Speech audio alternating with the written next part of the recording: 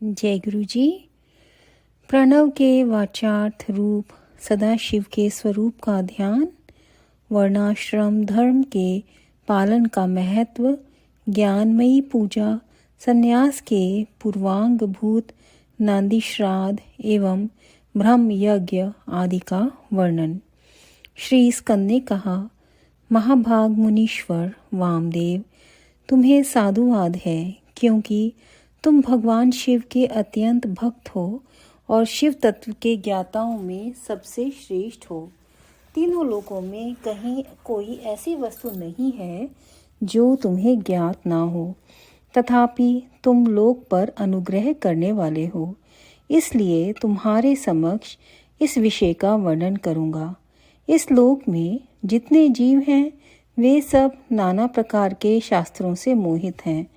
परमेश्वर की अति विचित्र माया ने उन्हें परमार्थ से वंचित कर दिया है। अतः प्रणव के वाचार्थ भूत साक्षात महेश्वर को वे नहीं जानते। वे महेश्वर ही सगुण, निर्गुण तथा त्रिदेवों के जनक परब्रह्म परमात्मा हैं। मैं अपना दाहिना हाथ उठाकर तुमसे शपथ पूर्वक कहता हूँ कि यह सत्य है, सत्य है, सत्य है। मैं बारंबार इस सत्य को दोहराता हूँ कि प्रणव के अर्थ साक्षात शिव ही हैं। श्रुतियों, स्मृति शास्त्रों, पुराणों तथा आगमों में प्रधानतया उन्हीं को प्रणव का वाच्यार्थ बताया गया है। जहाँ से मन सहित वाणी उस परमेश्वर को ना पाकर लौट आती है, जिसके आनंद का अनुभव करने वाला पुरुष किसी से डरता नहीं। ब्रह्मा, विष्णु तथा इंद्र सहित यह संपूर्ण जगत भूतों और इंद्रिय समुदाय के साथ सर्वप्रथम जिससे प्रकट होता है, जो परमात्मा स्वयं किसी से और कभी भी उत्पन्न नहीं होता, जिसके निकट विद्युत, सूर्य और चंद्रमा का प्रकाश काम नहीं देता तथा जिसके प्रकाश से ही यह संपूर्ण जगत सब ओर से प्रकाशित होता है, वह परब्रह्म परमात्मा संपूर्ण ऐश्वर्य से संपन्न होने के कारण स्वयं ही सर्वेश्वर शिव नाम धारण करता है। हृदय काश के भीतर विराजमान जो भगवान शंभु मुमुक्षु पुरुषों के ध्येय हैं, जो सर्वव्यापी प्रकाश आत्मा भास स्वरूप एवं चिन्मय हैं, जिन परम पुरुष की पराशक्ति शिवा भक्ति भाव से सुलभ मनोहरा निर्गुण अपने गुणों से ही निगूढ़ और निष्कल हैं, उन परमेश्वर के तीन रूप हैं, स्थूल, सूक्ष्म और इन दोनों से परे। मुने मुमुक्षु योगियों को नित्य क्रमशः उनके इन स्वरूपों का ध्यान करना चाहिए।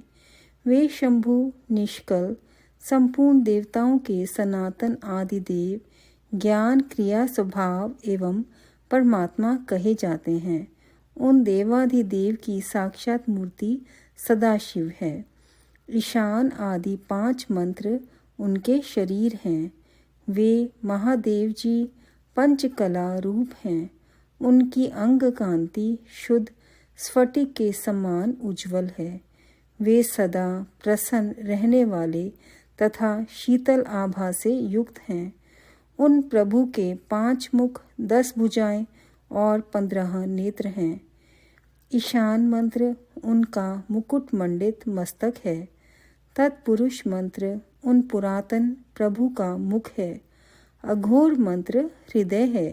वामदेव मंत्र गुह्य प्रदेश है तथा सद्योजात मंत्र उनके पैर हैं।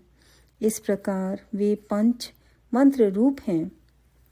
वे ही साक्षात साकार और निराकार परमात्मा हैं।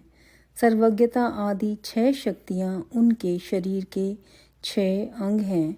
वे शब्द आदि शक्तियों से स्फुरित हृदय कमल के द्वारा सुशोभित हैं। वाम भाग में मनोन्मणि नामक अपनी शक्ति से विभूषित हैं। अब मैं मंत्र आदि 6 प्रकार के अर्थों को प्रकट करने के लिए जो अर्थोपन्यास की पद्धति है उसके द्वारा प्रणव के समिष्टि और व्यष्टि संबंधी भावार्थ का वर्णन करूंगा, परंतु पहले उपदेश का क्रम बनाना उचित है, इसलिए उसको सुनो। मुने, इस मानव लोक में 4 वर्ण प्रसिद्ध हैं। उनमें से जो ब्राह्मण, क्षत्रिय और वैश्य ये 3 वर्ण हैं, उन्हीं का वैदिक आचार से संबंध है। त्रैवर्णिकों की सेवा ही जिनके लिए सारभूत धर्म है, उन शूद्रों का वेदा अध्ययन में अधिकार नहीं है। यदि सब त्रैवर्णिक अपने अपने आश्रम धर्म के पालन में हार्दिक अनुराग के साथ लगे हों, तो उनका ही श्रुतियों और स्मृतियों में प्रतिपादित धर्म के अनुष्ठान में अधिकार है, दूसरे का कदापि नहीं। श्रुति और स्मृति में प्रतिपादित कर्म का अनुष्ठान करने वाला पुरुष अवश्य सिद्धि को प्राप्त होगा। यह बात वेदोक्त मार्ग को दिखाने वाले परमेश्वर ने स्वयं कही है। वर्ण धर्म और आश्रम धर्म के पालन जनित पुण्य से परमेश्वर का पूजन करके बहुत से श्रेष्ठ मुनि उनके सायुज्य को प्राप्त हो गए हैं। ब्रह्मचर्य के पालन से ऋषियों की, यज्ञ कर्मों के अनुष्ठान से देवताओं की तथा संतान उत्पादन के से पितरों की तृप्ति होती है, ऐसा श्रुति ने कहा है। इस प्रकार ऋषि ऋण, देव ऋण तथा पितृ ऋण, इन तीनों से मुक्त हो वानप्रस्थ आश्रम में प्रविष्ट हो मनुष्य शीत, उष्ण तथा सुख दुख आदि द्वंद्वों को सहन करते हुए जितेंद्रिय, तपस्वी और मिताहारी हो यम नियम आदि योग का अभ्यास करे, जिससे बुद्धि निश्चल तथा अत्यंत दृढ़ हो जाए। इस प्रकार क्रमशः अभ्यास करके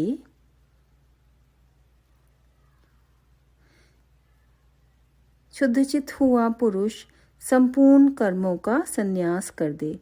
समस्त कर्मों का संन्यास करने के पश्चात ज्ञान के समादर में तत्पर रहे। ज्ञान के समादर को ही ज्ञानमयी पूजा कहते हैं। वह पूजा जीव की साक्षात शिव के साथ एकता का बोध कराकर जीवन मुक्ति रूप फल देने वाली है। यतियों के लिए इस पूजा को सर्वोत्तम तथा निर्दोष समझना चाहिए। महाप्राज्ञ, तुम पर स्नेह होने के कारण लोक अनुग्रह की कामना से मैं उस पूजा की विधि बता रहा हूँ, सावधान होकर सुनो। साधक को चाहिए कि वह संपूर्ण शास्त्रों के तत्वार्थ के ज्ञाता, वेदांत ज्ञान के पारंगत तथा बुद्धिमानों में श्रेष्ठ आचार्य की शरण में जाए। उत्तम बुद्धि से युक्त एवं चतुर साधक आचार्य के समीप जाकर विधि पूर्वक दंड प्रणाम आदि के द्वारा उन्हें यत्न पूर्वक संतुष्ट करे। फिर गुरु की आज्ञा ले वह 12 दिनों तक केवल दूध पीकर रहे। तदंतर शुक्ल पक्ष की चतुर्दशी या दशमी को प्रातःकाल विधिवत स्नान कर शुद्ध चित हुआ विद्वान साधक नित्य कर्म करके गुरु को बुलाकर शास्त्रोक्त विधि से नांदी श्राद्ध करे। नांदी श्राद्ध में विश्वे देवों की संज्ञा सत्य और वसु बताई गई है। प्रथम देव श्राद्ध में नांदी मुख देवता ब्रह्मा, विष्णु और महेश कहे गए हैं। दूसरे ऋषि श्राद्ध में उन्हें ब्रह्म ऋषि, देव ऋषि तथा राज ऋषि कहा गया है। तीसरे दिव्य श्राद्ध में उनकी वसु, रुद्र और आदित्य संज्ञा बताई गई है। चौथे मनुष्य श्राद्ध में सनक आदि 4 मुनीश्वर ही नांदी मुख देवता हैं। पांचवें भूत श्राद्ध में 5 महाभूत नेत्र आदि 11 इंद्रिय समूह तथा जरायुज आदि चतुर्विध प्राणी समुदाय नांदी मुख माने गए हैं। छठे पितृश्राद्ध में पिता, पितामह और प्रपितामह ये 3 नांदी मुख देवता हैं। 7वें मातृश्राद्ध में माता, पितामही और प्रपितामही इन तीनों को नांदी मुख देवता बताया गया है तथा 8वें आत्म श्राद्ध में आत्मा, पिता, पितामह और प्रपितामह ये 4 नांदी मुख देवता कहे गए हैं। माता महात्मक श्राद्ध में मातामह, प्रमातामह और वृद्ध प्रमातामह ये 3 नांदी मुख देवता सपत्नीक बताए गए हैं। प्रत्येक श्राद्ध में 2-2 ब्राह्मण करके जितने ब्राह्मण आवश्यक हों उनको आमंत्रित करें और स्वयं यत्नपूर्वक आचमन करके पवित्र हो उन ब्राह्मणों के पैर धोएं। उस समय इस प्रकार कहें, जो समस्त संपत्ति की प्राप्ति में कारण आई हुई आपत्ति के समूह को नष्ट करने के लिए धूमकेतु अग्नि रूप तथा अपार संसार सागर से पार लगाने के लिए सेतु के समान है, वे ब्राह्मणों की चरण धूलियां मुझे पवित्र करें। जो आपत्ति रूपी घने अंधकार को दूर करने के लिए सूर्य अभीष्ट अर्थ को देने के लिए कामधेनु तथा समस्त तीर्थों के जल से पवित्र मूर्तियां हैं, वे ब्राह्मणों की चरण धूलियां मेरी रक्षा करें। ऐसा कहकर पृथ्वी पर दंड की भांति पड़कर साष्टांग प्रणाम करें। तत्पश्चात पूर्वाभिमुख बैठकर भगवान शंकर के युगल चरणार विंदों का चिंतन करते हुए दृढ़तापूर्वक आसन ग्रहण करें। हाथ में पवित्री ले शुद्ध हो नूतन यज्ञोपवीत धारण कर 3 बार प्राणायाम करें। तदंतर तिथि आदि का स्मरण करके इस तरह संकल्प करें, मेरे संन्यास का अंगभूत जो पहले विश्वे देव का पूजन, फिर देवादि अष्टविधि श्राद्ध तथा अंत में मातामह श्राद्ध है, उसे आप लोगों की आज्ञा लेकर मैं पार्वण की विधि से संपन्न करूँगा। ऐसा संकल्प करके आसन के लिए दक्षिण दिशा से आरंभ करके उत्तर उत्तर कुशों का त्याग करें। तत्पश्चात आचमन करके खड़ा हो वर्ण क्रम का आरंभ करें। अपने हाथ में पवित्री धारण करके 2 ब्राह्मणों के हाथों का स्पर्श करते हुए इस प्रकार कहें, विश्वे देवार्थम भवन्तौ वृणे भव द्वयाम नांदी श्राद्धे क्षणः प्रसीदनीयः। अर्थात हम विश्वेदेव श्राद्ध के लिए आप दोनों का वरण करते हैं। आप दोनों नांदी श्राद्ध में अपना समय देने की कृपा करें। इतना सभी श्राद्धों के ब्राह्मणों के लिए कहें। सर्वत्र ब्राह्मण वरण की विधि का यही क्रम है। इस प्रकार वरण का कार्य पूरा करके 10 मंडलों का निर्माण करें। उत्तर से आरंभ करके 10 मंडलों का अक्षत से पूजन करके उनमें क्रमशः ब्राह्मणों को स्थापित करें। फिर उनके चरणों पर भी अक्षत आदि चढ़ाएं। तदंतर संबोधन पूर्वक विश्वेदेव आदि नामों का उच्चारण करें और कुश पुष्प अक्षत एवं जल से इदम व पाद्यम कहकर पाद्य निवेदन करें। इस प्रकार पाद्य लेकर स्वयं भी अपना पैर धो लें और उत्तराभिमुख हो आचमन करके एक एक श्राद्ध के लिए जो 2-2 ब्राह्मण कल्पित हुए हैं उन सबको आसनों पर बिठाएं और यह कहें, विश्वे देव स्वरूपस्य ब्राह्मणस्य इदम आसनम। विश्वे देव स्वरूप ब्राह्मण के लिए यह आसन समर्पित है। यह कह कुशा आसन दे, स्वयं भी हाथ में कुश लेकर आसन पर स्थित हो जाएं। इसके बाद कहें, अस्मिन् नांदी मुख श्राद्धे विश्वे देवार्थे भवद्भ्याम क्षणः क्रियताम। इस नांदी मुख श्राद्ध में विश्वेदेव के लिए आप दोनों समय प्रदान करें। तदंतर प्राप्नुताम भवन्तो, आप दोनों ग्रहण करें, ऐसा कहें। फिर वे दोनों श्रेष्ठ ब्राह्मण इस प्रकार उत्तर दें, प्राप्नुयाव, हम दोनों ग्रहण करेंगे। इसके बाद यजमान उन श्रेष्ठ ब्राह्मणों से प्रार्थना करे, मेरे मनोरथ की पूर्ति हो, संकल्प की सिद्धि हो। इसके लिए आप अनुग्रह करें। तत्पश्चात पद्धति के अनुसार अर्घ्य दें, पूजन करें। शुद्ध केले के पत्ते आदि धोए हुए पत्रों में परिपक्व अन्न आदि भोज्य पदार्थों को परोसकर पृथक पृथक कुश बिछाकर और स्वयं वहां जल छिड़क कर प्रत्येक पात्र पर आदरपूर्वक दोनों हाथ लगा पृथ्वी ते पात्रम इत्यादि मंत्र का पाठ करें। वहां स्थित हुए देवता आदि का चतुर्यंत उच्चारण करके अक्षत सहित जल ले स्वाहा बोलकर उनके लिए अन्न अर्पित करें और अंत में नमः इस वाक्य का उच्चारण करें। सर्वत्र माता आदि के लिए भी अन्न अर्पण की यही विधि है।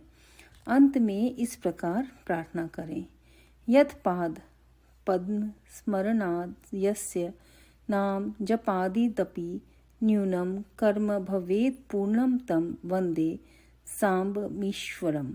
जिनके चरणार विंदों के चिंतन एवं नाम जप से न्यूनतापूर्ण अथवा अधूरा कर्म भी पूरा हो जाता है, उन सांब शिव उमा महेश्वर की मैं वंदना करता हूँ। इसका पाठ करके कहें, ब्राह्मणों, मेरे द्वारा किया हुआ यह नांदी मुख श्राद्ध यथोक्त रूप से परिपूर्ण हो, यह आप कहें। इसी प्रार्थना के साथ उन श्रेष्ठ ब्राह्मणों को प्रसन्न करके उनका आशीर्वाद लें और अपने हाथ में लिया हुआ जल छोड़ दें। फिर पृथ्वी पर दंड की भांति गिरकर प्रणाम करें और उठकर ब्राह्मणों से कहे, यह अन्न अमृत रूप हो। फिर उदार चेता साधक हाथ जोड़ अत्यंत प्रसन्नता पूर्वक प्रार्थना करें। श्री रुद्र सूक्त का चमक अध्याय सहित पाठ करें। पुरुष सूक्त की भी विधिवत आवृत्ति करें। मन में भगवान सदाशिव का ध्यान करते हुए ईशाना सर्व विद्या नाम इत्यादि 5 मंत्रों का जप करें। जब ब्राह्मण लोग भोजन कर चुके तब रुद्र सूक्त का पाठ समाप्त कर क्षमा प्रार्थना पूर्वक उन ब्राह्मणों को पुनः अमृता पिधान मसी स्वाहा यह मंत्र पढ़कर उत्तरा पोषण के लिए जल दें। तदंतर हाथ पैर धो आचमन करके पिंडदान के स्थान पर जाएं।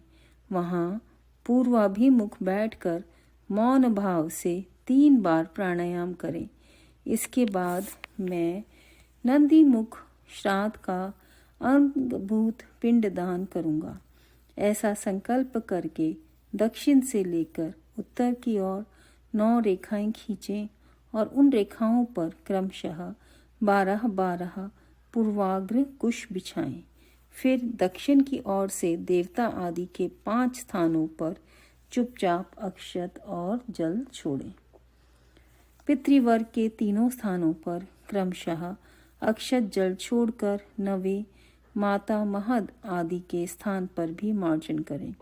तत्पश्चात अत्र पितरो मादयध्वम कहकर देवादि के 5 स्थानों पर क्रमशः अक्षत जल छोड़ें। इस प्रकार अवनेजन दे 5 स्थानों पर प्रत्येक के लिए 3-3 पिंड दें। इसी तरह शेष स्थानों पर भी करें। अपने ग्रह सूत्र में बताई हुई पद्धति के अनुसार सभी पिंड पृथक पृथक देने चाहिए।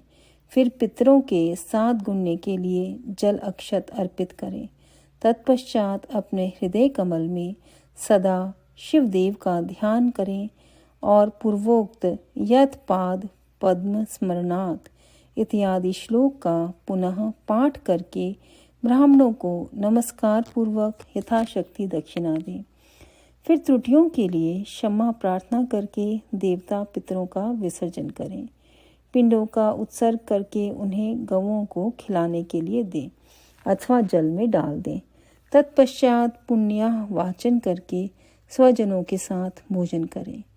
दूसरे दिन प्रातःकाल उठकर शुद्ध बुद्धि वाला साधक उपवास पूर्वक व्रत रखे। कांख और उपस्थ के बालों को छोड़कर शेष सभी बाल मुंडवाले, परंतु शिका के 7-8 बाल अवश्य बचा ले। फिर स्नान करके धुले हुए वस्त्र पहनकर शुद्ध हो 2 बार आचमन करके मौन हो विधिवत भस्म धारण करें। पुण्यावाचन करके उससे अपने आप का प्रोक्षण कर बाहर भीतर से शुद्ध हो होम द्रव्य और आचार्य की दक्षिणा के द्रव्य को छोड़कर शेष सभी द्रव्य महेश्वर अर्पण बुद्धि से ब्राह्मणों और विशेषतः शिव भक्तों को बांट दें। तदंतर गुरु रूपधारी शिव के लिए वस्त्र आदि की दक्षिणा दें। पृथ्वी पर दंडवत प्रणाम करके डोरा, कौपीन, वस्त्र तथा दंड आदि जो धोकर पवित्र किए गए हों धारण करें।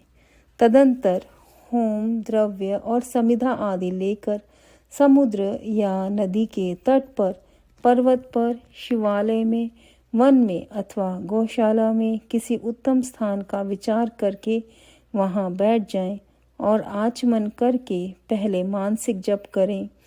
फिर ओम नमो ब्राह्मणे इस मंत्र का 3 बार जप करके अग्नि मीले पुरोहितम इस मंत्र का पाठ करें।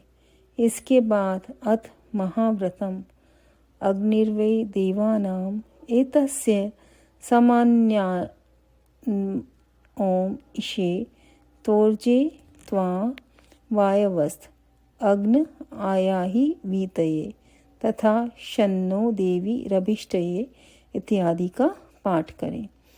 तत्पश्चात म य र स त ज भ न ल ग पंच संवत्सरमयं समान्यां सम्मानतः अथ शिक्षां प्रवक्ष्यामि वृद्धि रादैच अथातो धर्म जिज्ञासा अथातो ब्रह्म जिज्ञासा इन सब का पाठ करें। तदंतर यथासंभव वेद पुराण आदि का स्वाध्याय करें।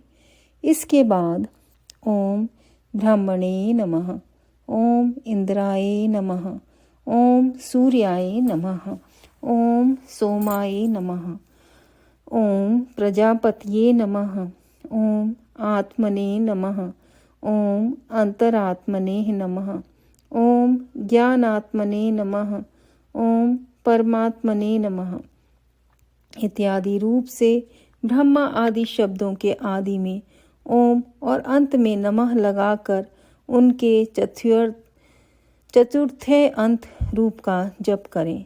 इसके बाद 3 मुट्ठी सत्तू लेकर प्रणव के उच्चारण पूर्वक 3 बार खाएं और प्रणव से ही 2 बार आचमन करके नाभि का स्पर्श करें।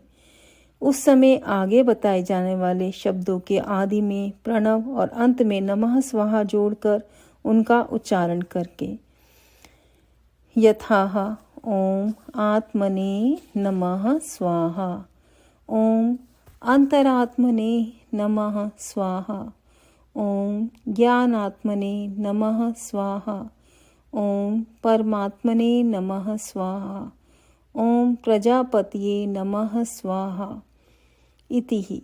तदंतर पृथक पृथक प्रणव मंत्र से ही दूध दही मिले हुए घी को अथवा केवल जल को 3 बार चाट कर पुनः 2 बार आचमन करें।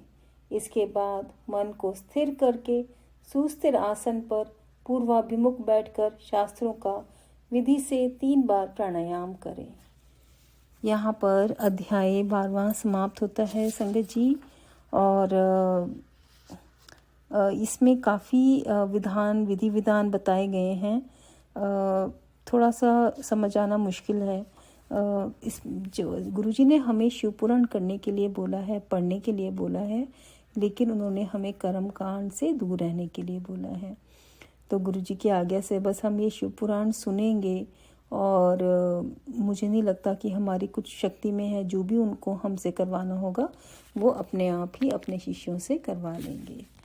आप सबका बहुत बहुत शुक्राना आज के शिव पुराण सुनने के लिए, गुरु जी का बहुत शुक्राना ये पठन करवाने के लिए। ओम नमः शिवाय, शिव जी सदा सहाय। ओम नमः शिवाय, गुरु जी सदा सहाय। जय गुरु जी।